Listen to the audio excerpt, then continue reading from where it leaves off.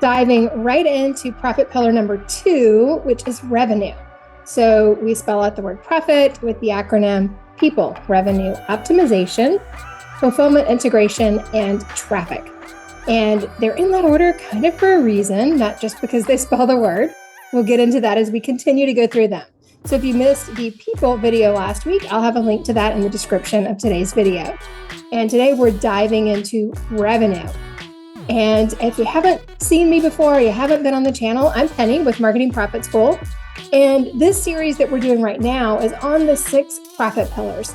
And this comes from my experience training thousands of entrepreneurs online, working with dozens inside my own business, training hundreds as a coach in other people's businesses since 2014. And also from what I learned working for 2 decades in corporate sales, management, and leadership. So these are the pillars that we need to get from 6 figures to 7. They're also really the pillars that we need to have to get over that 6-figure hump. You can keep butting against that ceiling of 6 figures and get really frustrated, or you can get the right pieces in place so that you're not working more, but you're making more, or you can even work less and make more. Yes, that is a real thing. It does happen. So today we're going to dive into revenue. And yes, leads are the lifeblood of a business. You have to grow your list. You have to grow your audience, all those things. But the truth is, you're not going to be in business if you're not making revenue, if you're not creating cash flow. As a matter of fact, the SBA states that something, I think it's 84%. I'll try to find the stat and put it in the description as well, of businesses that go out of business at that crucial year 2, year 3, year 5, year 8, that don't make it to 3 years, to 5 years, or 10 years in their business. The number one reason is cash flow, because they're not generating enough revenue to pay the bills, pay themselves, and turn a profit in the business. And this is where we also have to differentiate between profitability and spreadsheets and accounting versus just straight up cash flow and keeping the business in business. So when you are a digital entrepreneur or an expert, which are the people that I mostly work with, and let's say you're doing $200, $250 a year in revenue, but it feels like you're kind of broke because every time you do a launch, you're paying out affiliates and you're paying out people you have to hire to help you do the launch and all these contract people to help you get through the launch. By the time you pay everything out, you do better than break even, you make a profit, but it's not as much of a profit as it should be. So the 2 sort of business models that we experts can approach is something like a 60% profit margin if you're really tiny and it's just you or you and a VA or a couple of VAs. Super easy to do that. You're the one doing a lot of the labor in the business. You're training your VAs to help you out. And you probably have a course or something else that's more passive income on the back end as well. Can totally do 60% profit with that. Now, 40% profit is a really good aim for these kinds of businesses. And that's where you're going to have a couple of employees. You're going to pay yourself a salary. And sometimes your salary is part of that 40%. Sometimes it isn't. I really like following the profit first model from Mike Michalowicz. And it is a good model to follow if you don't have one that you're already embedding into your business. And I am also a big fan of Company of One by Paul Jarvis. And it doesn't just mean that it's just you and you're being a solopreneur forever. It's about being intentionally small and staying lean, growing by necessity. So let's talk about the 2 primary reasons that people don't make enough revenue in their business. And stay to the end. I am going to give you some tips, and I'm also going to remind you about the rest of these trainings coming up and let you know how you can hop on the wait list if you want to find out about working with me. So the 2 main reasons we don't make enough revenue is either we're too generous or we're not showing enough value. So too generous is, sure, I'm happy to hop on a call and let you pick my brain. And it's a really hard line to draw sometimes, right? We have to respect our time and our expertise, or other people aren't going to do that for us. So understanding that idea, I'm a big believer in attraction marketing and giving value first, and that's what draws the right people to you. But you also want to draw people to you that have money to invest in working with you. And you want to draw people to you who want to do business, and not just people who want to take advantage of you and keep picking your brain over and over again without there being a value exchange.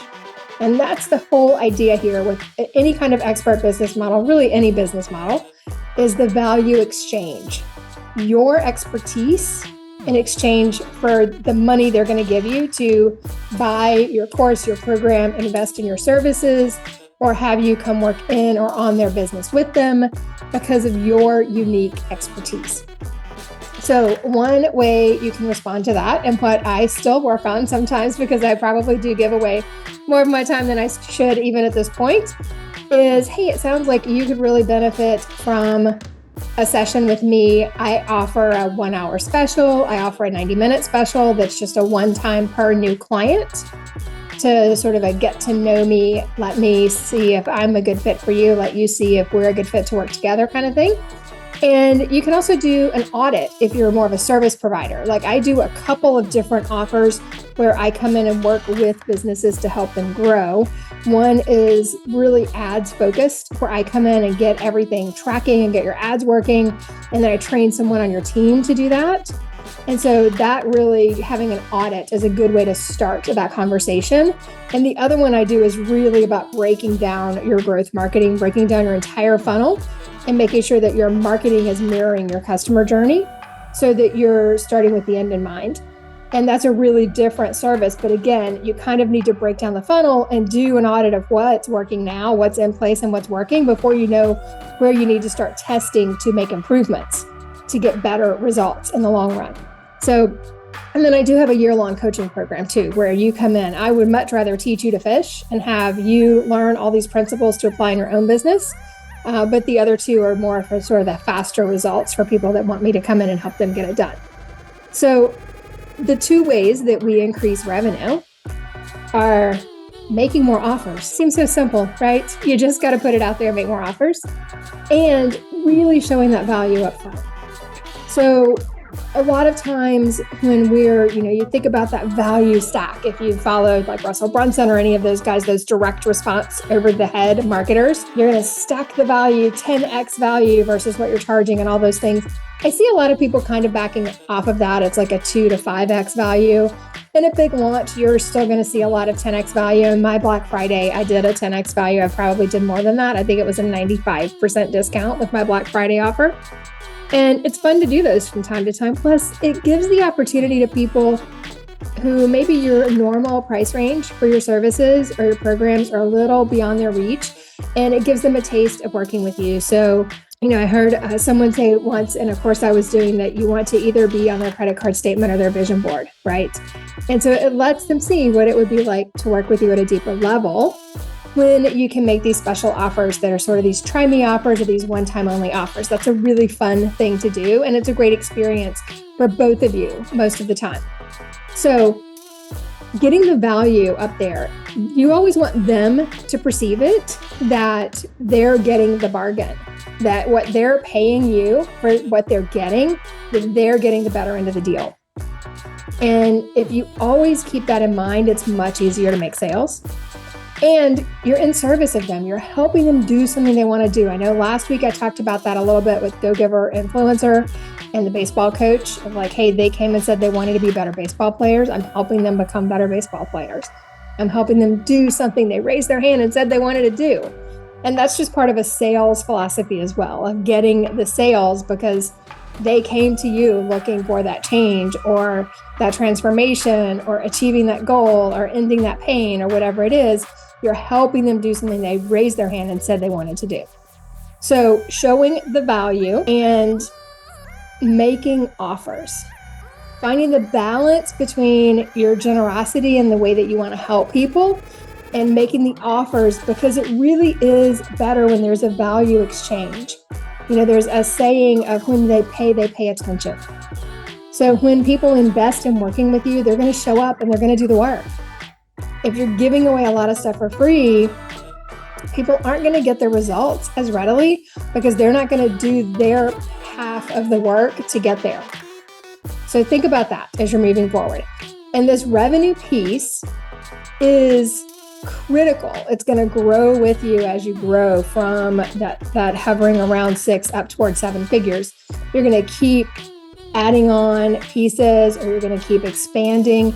Really simplifying your revenue model is the best way I know of to grow faster. So you want to have sort of a get to know me offer. You want to have a meat and potatoes core offer. And then you want to have your profit maximizer on the back end. That's what Dean Jackson calls it, I think, is a profit maximizer. And so you want to have that back end offer of your coaching, your done for you if you're a service provider, whatever your higher ticket offer is. And that could be anything over a couple $1,000s, right? Like say 3,000 and up. For most of us, it is 10, 20, 30,000 or higher, because then we only need a few of those clients to really make a difference in the cash flow for our business. So I want you to think about that, of what could your high ticket offer be without it feeling like you're only offering that to people.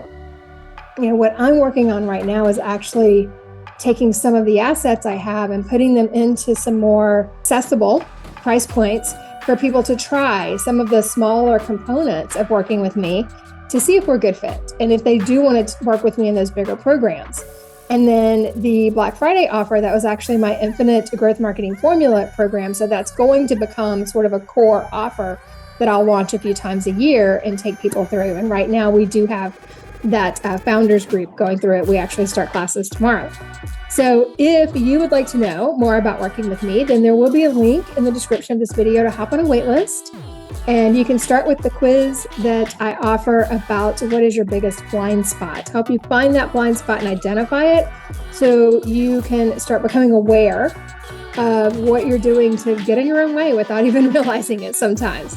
I hope that you've enjoyed this revenue profit pillar. Next time we will dive into the beginnings of optimization. We're not going to go through the whole thing because we're going to circle back around to a couple of these that have layers. It really builds more like a rubric over time. And let me know in the comments how I can help you learn more, and I will talk to you next time. See you then.